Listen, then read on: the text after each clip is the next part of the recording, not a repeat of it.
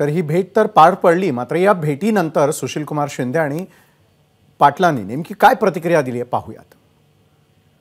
चंद्रकांत दादा असं म्हणाले की भाजपच्या कुठल्या नेत्याने ऑफर दिली कल्पनाने, मात्र नितीन गडकरी हे त्यांचे चांगले मित्र आहेत।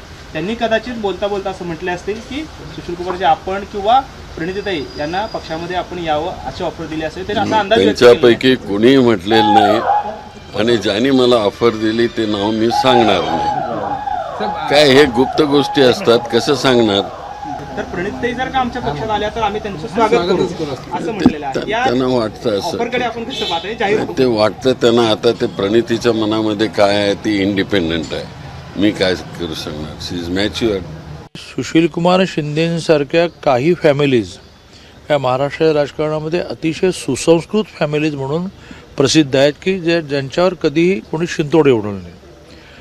त्यांच्याच पावलावर पाऊल ठेवून प्रणितीताई पण आहे की ज्या आक्रमक आहेत पण सर्वसामान्य माणसाच्या प्रश्नासाठी आक्रमक आहेत। एबीपी माझा, उघडा डोळे बघा नीट।